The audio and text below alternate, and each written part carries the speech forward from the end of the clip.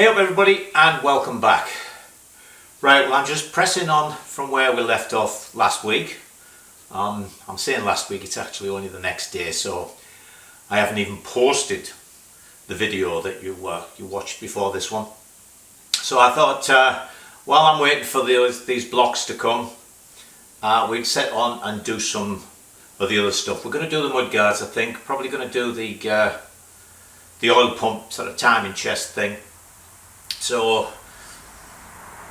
with nothing more to be said, let's get on, and I think we'll start with some bits on the engine. Right, the first thing we'll do is finish off what goes inside here before we actually do the outer case and the oil pump. So as you know, we're going to use a crankshaft mounted electronic ignition. So we're not going to have a distributor here, so I'm going to blank that hole off. Now also I was thinking, because we don't have the distributor, we don't need the distributor drive, so I wasn't going to fit these two idler wheels. Well, I got an email when I first mentioned the electronic ignition from a chap who, of course, I can't remember, but he knows some people, I think they're in Wales, who road race bullets, and they found out the hard way that you can't just leave these out. They'd got electronic ignition and exactly the same as me. They thought, oh well, we don't need these two. But apparently these two act as part of the oil circulation system. They're all almost like a couple of gear pumps. So we are going to have to put them on. Alright. Now what I'm going to do here is these holes where there's normally a bolt to go through to bolt the distributor on were 260 thou, and when I checked on my little chart, the tap-in drill size for 5/16 fine was 268 thou. So what I've done is I've drilled and tapped these, and I've made up an 1/8 inch thick plate which will bolt on from the outside, so we don't have anything in here. And I might make a gasket for it, or just a bit of gasket cement, because even though there's oil going around these, I'm not exactly sure how it works, but apparently he was also saying that in the later engines they have like a galley to collect the oil, but we're not going to risk anything. Apparently these are part of the lubrication system, possibly only a minor part, but obviously we're not going to leave anything out. So let's see about bolting this on there. I'm just going to use some gasket cement on this, and the reason I'm putting it on from this side is this alloy is about 1/2 inch thick, so there was plenty of meat to tap into, and also doing it from this side, there's nothing to fall off on the inside. There's no nuts on the inside, and I'm not coming through this way, so that'll make it nice and safe on the inside. So let me just put 3 bolts in this, and then we'll come back. So there's that on from the outside. I had to make it a little bit bigger than the actual edge because these were so close. The holes were so close, I needed to be able to get it so it would be oil tight. And there we are from the inside. As you can see, these only stick in less than a 1/16. So that'll all be fine. All right. Well, seeing as things have been going wrong and annoying me, I thought I'd cheer myself up, do something completely different. So I'm going to do the rear mudguard. Now, the way the mudguard is on the original bikes, there was a sort of a flat that came up and bolted to here, and then from here, welded to the flat, there was a loop, a tube loop that went round to the other side. So we're going to do it slightly differently. I'm going to have a flat here the same, only it's going to go all the way over, not just bolted to the side. And then I'm going to make another flat that goes inside here, that's going to stick out about so much, and then from there to there, actually I'll do it up here somewhere, I'm going to have a piece of tube, and I'm going to weld it to that flat and weld it to this flat, so it's going to be a one-piece sort of complete stay, and then it'll just slot onto this bolt and bolt up, and then of course it's going to be mounted at the back also. So first thing we're going to do is get a center line on it. Oh, by the way, before I forget, I checked up on the torque settings for the cylinder head nuts, and actually it's 20 foot-pounds, so we were spot on. Right, let's do a line in the middle of this. Now I want to put a line down the centre of this so I know where I'm working. So this mudguard is 5 1/4 inches wide. Okay, so we need to be 2 5/8. So what I've done is I got myself a little bit of wood, drilled a hole in at 2 5/8. Then we get a marker and we stick the marker through there like that, and then hopefully, excuse me, we should be able to draw a line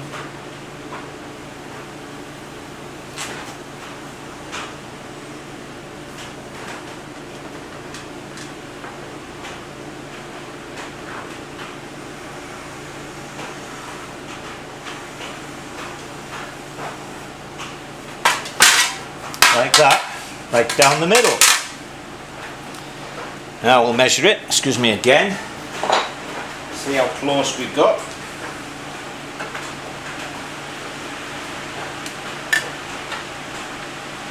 Two and 5/8. 2 5/8.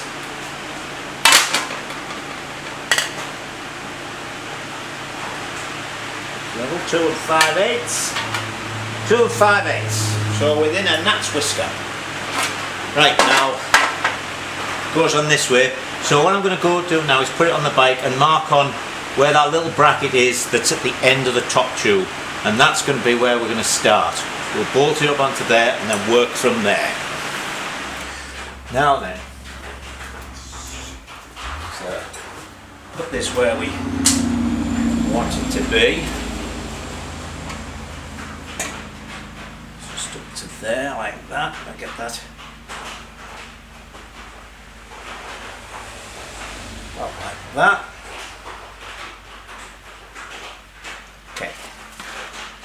So now I've got a mark so I can bolt it to that. So that's going to go on like that.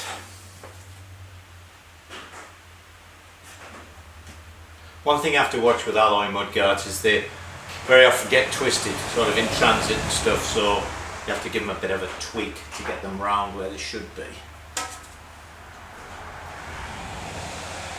So that's going to be about like that. So now what we need to make from some of this is a strap to go over the top of there. The actual factory one, I think it must have had a broader mudguard, and also it had an aluminium piece of sheet to fill this curve in. We obviously were worried about the riders getting dirty. So let me start bending up some of this, and I'll bring you back when I'm closer to a fit. Now as usual, we're starting with a piece of cardboard. So I've got my hole here. I'm actually going to put a slot rather than a hole so that it just drops on. That'll go onto there. The green tape is because there was already a bend in this piece of cardboard, so I had to stiffen it up. Then we want it to come over to there. So about there we're going to bend it. I'll put a mark there so that's rather than that.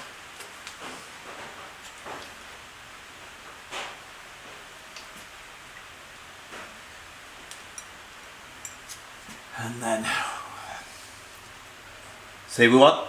If we put it straight up like that, then that wouldn't sit flat on here. We've got to come with the curve so that it sits on it nicely. So that's going to be like that.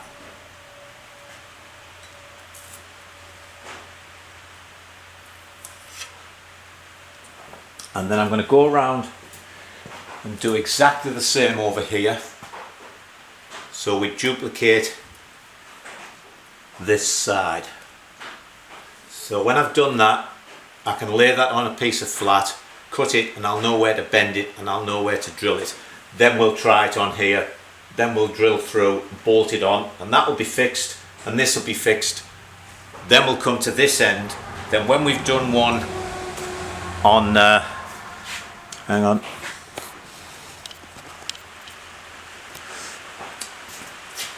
when I've done one this end, as I say, it's going to stick out a little bit. There's going to be a piece of tube welded from there to this one here. So let me finish bending my bits of cardboard. Now I'll cut the piece of aluminium. Here's it all marked out. The piece of cardboard wasn't actually long enough, but this is where that centre line comes in.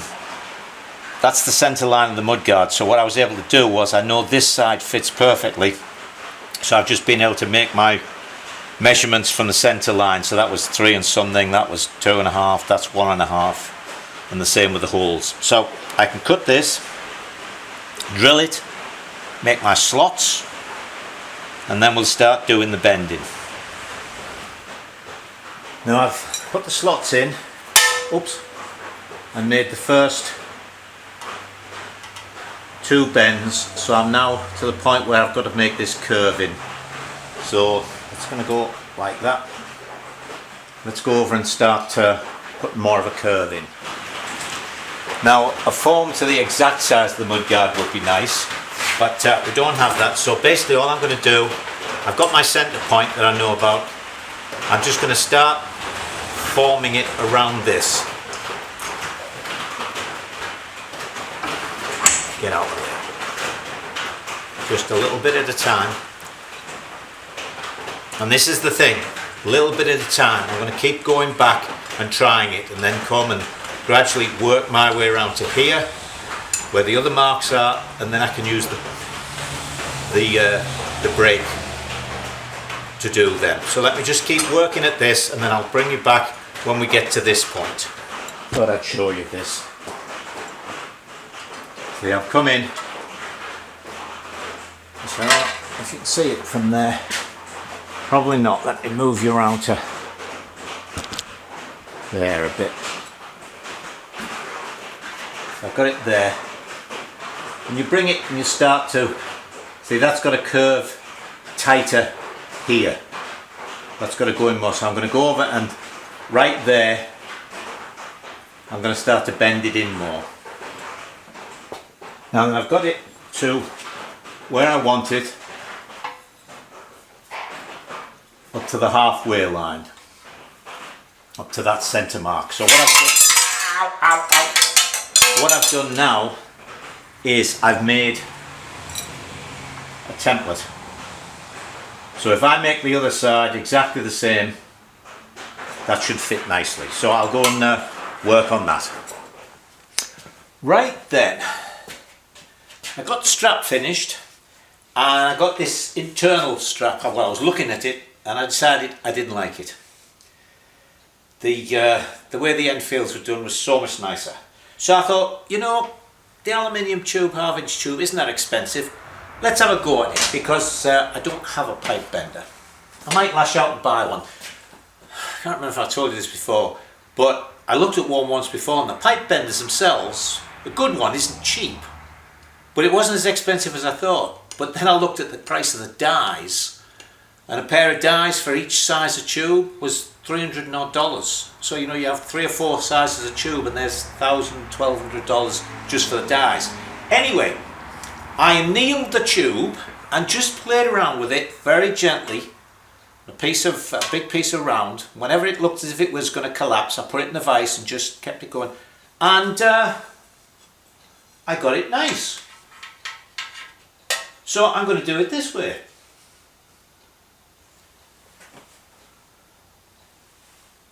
That'll get welded into there. We'll have a piece here. I'm not quite sure how it bolts there yet, but we'll do that. So what I can do, you see, is while that's in there like that, I'll weld it up each side. Then we'll make a piece here, put it on, weld that up, drill it. Job's done. This, by the way, is going to be painted green. So I've just got the 2 small, I cut the cross piece out. I think it's going to look much, much better. It's slightly different to the way the Enfield was. The Enfield, that came up here. As I say, it must have a much wider mudguard. because it looks as if it almost comes up there vertically, and this is 1.5 inches, something like that. Well, the mudguard's 5.5 inches, and I think it's 8 inches between them, so that's 2.5 inches. That's 1.25 inches each side. Alright, so what I'm going to do now is I'm going to turn up 2 solid pieces to go in the end of here. They're going to stick out about 1/4 inch, and I'll be able to round the ends of them to make them look nice, and they'll also be better for when I'm welding this, because then instead of welding just the thin wall of the tube into this, well, it's all about 1/8 inch, that plug on the inside will take some of the heat out and make it much easier to weld that. So let's go and see about making those plugs. Now there's the little piece I made. See, it's got a nice little rounded end, so that when I put that in there, it'll finish the end off nicely.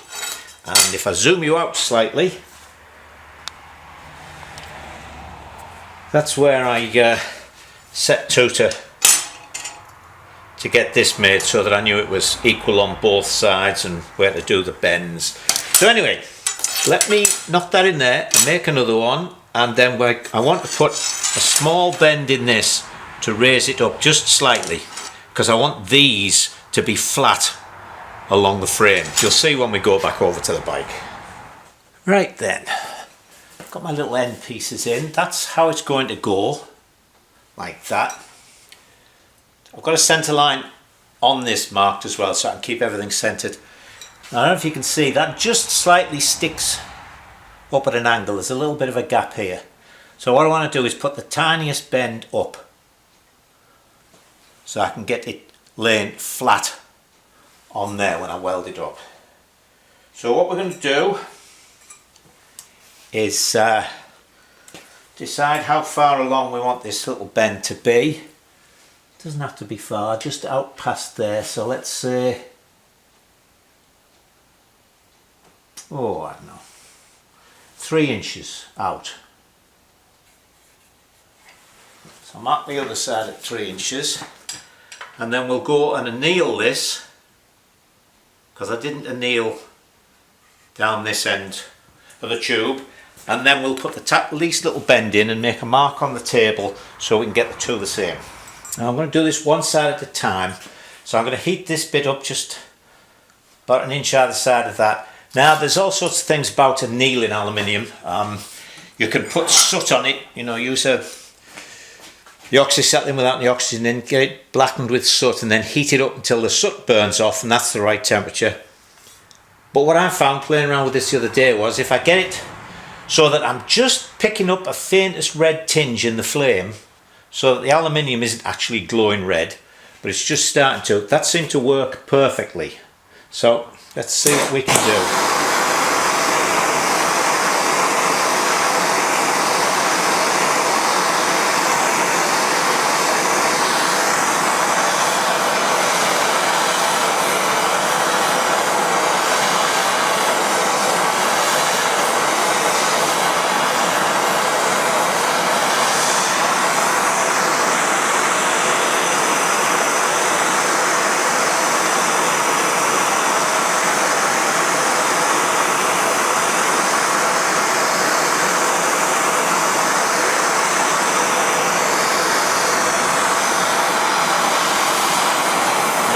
See that?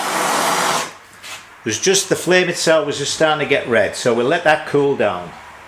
Now, how many of you were thinking, same as I was, I maybe should have waited to put the plugs in until I'd heated this up? I was half expecting one to shoot out. Anyway, now we should be able to, there we go, put just that little touch of a bend in it. So now I'm going to heat the other side up and do the same. Now in order to get the bend the same on both sides, what I've done is I put that down there and drew around it, and now I can bend this to be the same. So there's the 3 inch mark, because that burnt off. So we're going to do exactly the same. Ooh, it's still hot.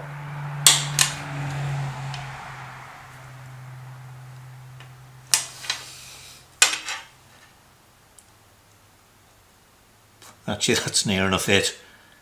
Maybe a fraction more.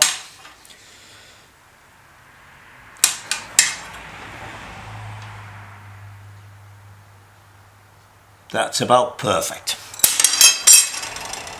So there we go. Now it's nice and flat on there, just rises up a little bit. Centre line's right. It's the same that side. We're good. We can weld that onto there. I've got this welded on either side. So when I take them off, I'll finish it off and dress it up. And I've made this piece here to go on the back. So let me show you how this is going to work. There's how it goes on the back. It's already bolted onto here. I've got little scribe marks on here because of course I wanted to clean it off so I couldn't leave any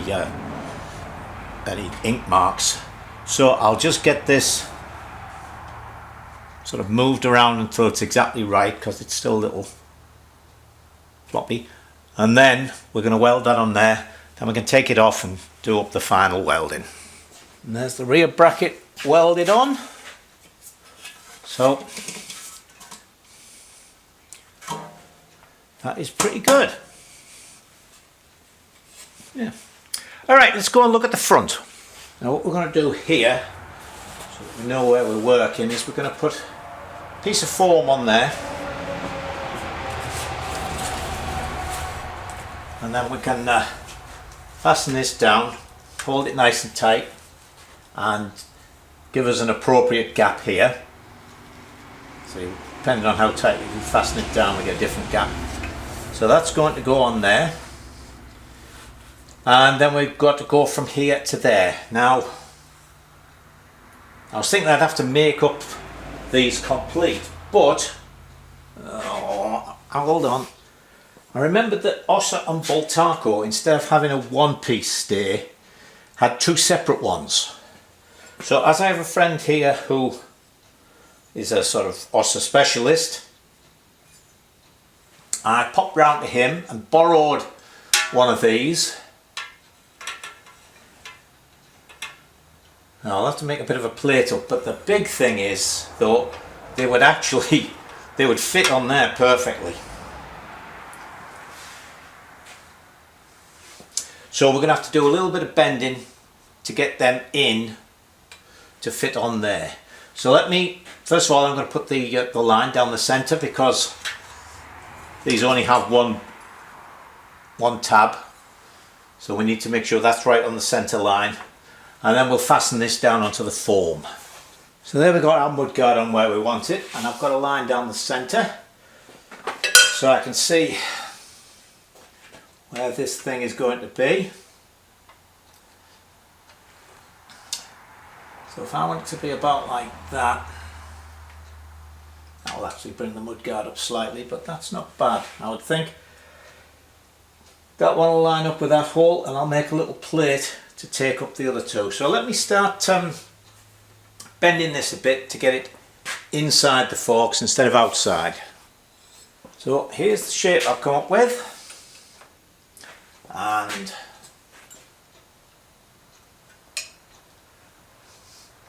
goes on there like that. Bolt to the top hole.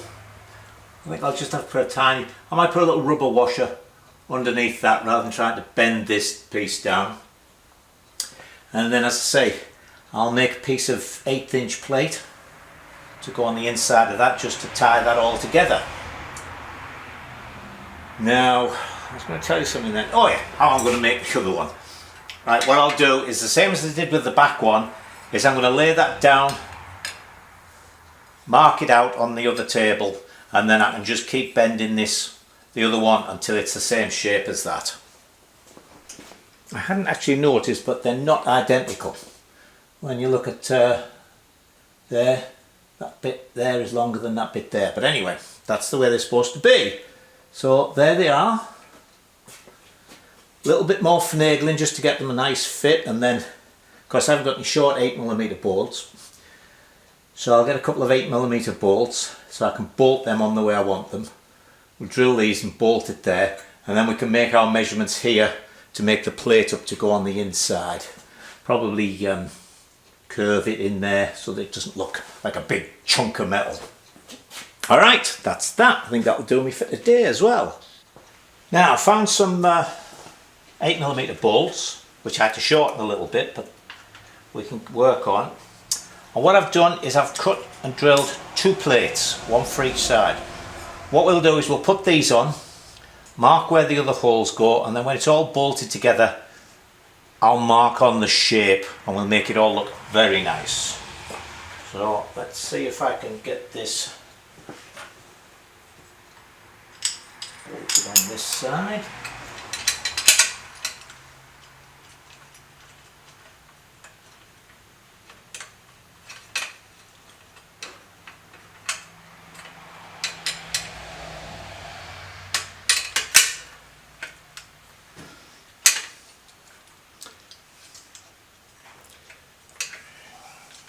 Come on.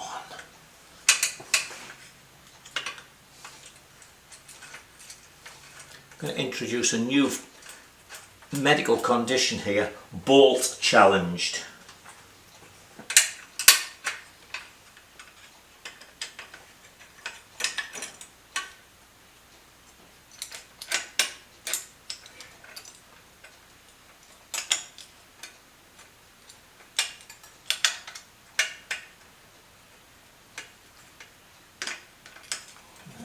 There's that.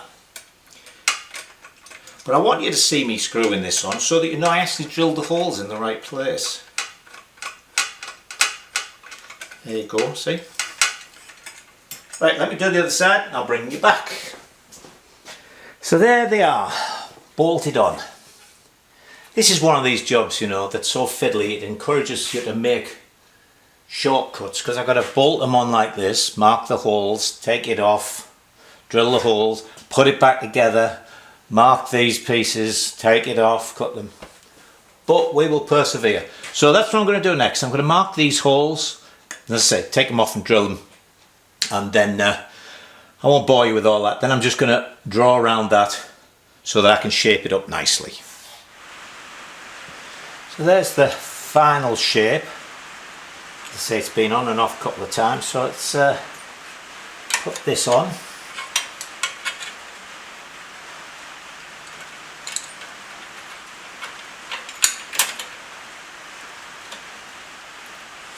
Now the last thing to do, of course, is to drill the holes in the top. Come on, bolt.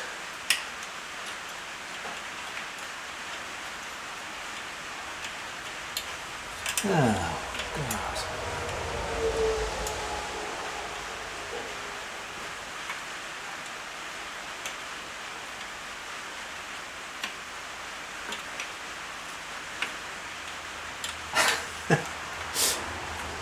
This is getting to the point of being embarrassing. Do all sorts of stuff and then I can't even bloody well put the bolt in. There, that must be it. That must be it. Yes, that's it.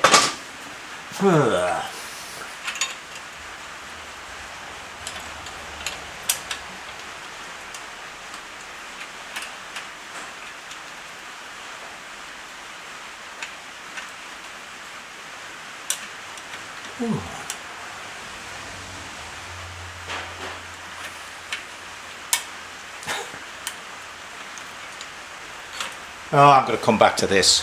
Alright, got it in. So the last thing to do is to put in, and these are a bit awkward, some 1/4 inch ones.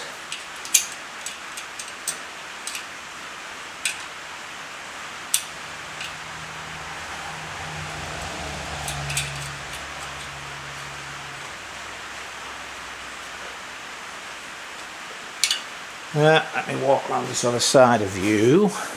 It's raining again, by the way. Oh, and I've got a hole in my pond. I don't know whether it's one of the cattail things. They have long runners that go out. I think one of them might have gone through the side, through the clay part, and then that just started to. So there's a little hole. Well, it's a decent sized hole, but I found it. I'll have to get out there and bung it up with some clay, but as I've got tons of clay, that isn't a problem. Alright, there's that. Can I reach through for that? There. Still using me nice new ball-ended Allens. Alright.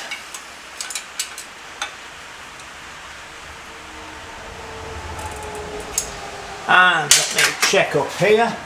That's still on the centre line. And that one's on the centre line. So let's pull you back. There we go. Now, as I say, I still need to drill these holes, but I'm going to put the bolt through from the inside so there's nothing much there, and put a nice acorn type nut on the top. So that's that. I'm pleased with that. I think they're good and solid. They'll really embrace the forks now. Okay, lunchtime. So there's the mudguard on with its little acorn nuts, and I should have put it further back. I was going by the back end. The back end is where it is on the picture. I guess this mudguard is longer. I suppose it'll do, but I don't have to drill it and have little holes. That will weld the holes up, but anyway, there it is for now. So that's us done for this week. Now then, I had a number of comments in the last video asking where Spot was. And as you noticed, he wasn't around in this video. Well, Spot is away on his holidays, or as they say here, he's taking vacation. He's actually gone back to the UK. Or would you believe it, he's visiting at the south of England. Anyway, he sent me a picture to show he arrived safely with his two friends and the woman that they're staying with. So, not sure who the fella is, he must work for the woman, I think. Anyway, that's it for this week. Here's the picture of Spot, and until I see you again, enjoy yourselves.